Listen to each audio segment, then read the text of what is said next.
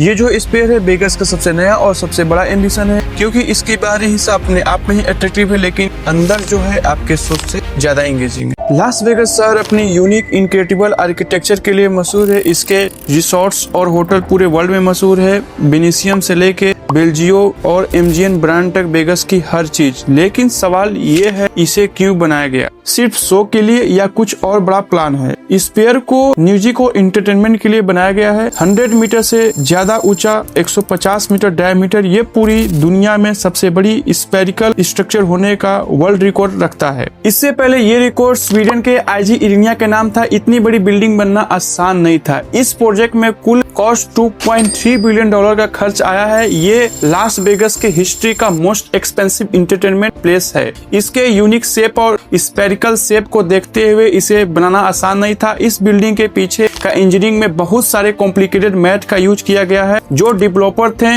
इसके फॉर्मूले शेयर किए हैं। इस स्ट्रक्चर को बनने के लिए विशेष उपकरण की जरूरत थी, इसीलिए दुनिया की सबसे बड़ी क्रेन को बेल्जियम से ट्रांसपोर्ट करके लाया गया लास वेगास में। सबसे बड़ी बात तो ये थी, मजेदार बात ये थी कि क्रेन को एक क्रेन से दूसरे क्रेन में असेंबल करने में टोटल 2 वीक का समय लग गया था। एक खास चीज उठाने के लिए कुछ स्पेशल इक्विपमेंट की जरूरत थी। स्टील का कंप्रेसर रिंग जो बिल्डिंग के फ्रेम का ऊपरी हिस्सा है, पर आपको देखने में ऐसा नहीं लगता होगा, लेकिन अकेले एक हिस्से का वजन 2 बोइंग 7575 के बराबर है। बिना क्रेन के लगाना इसे संभव नहीं है। आखिर ये प्रोजेक्ट पूरा होने के बाद 18,000 लोग एक साथ बैठ सकते हैं, लेकिन कॉन्सर्ट के अलावा इस जगह का इस्तेमाल award show, product show, sport tournament के लिए किया जाएगा। स्पेयर बनने के बाद लंदन में और पूरे वर्ल्ड में कई देश इस प्रकार के प्रोजेक्ट बना रहे हैं, लेकिन आप लोग के मन में आता होगा कि स्पेयर क्यों बनाया जाए।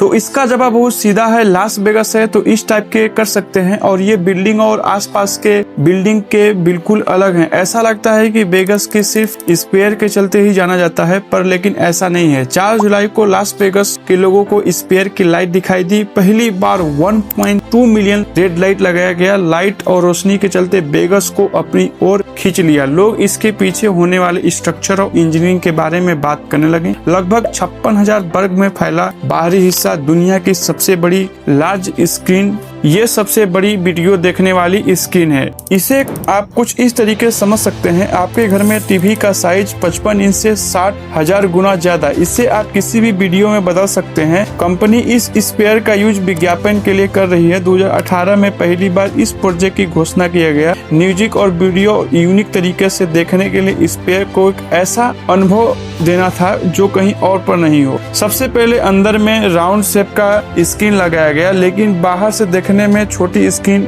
हो सकती है, लेकिन अंदर में यूनिक तरीके से दिखाई देता है, और जिसका स्क्रीन का साइज 15,000 वर्ग मीटर में फैला है।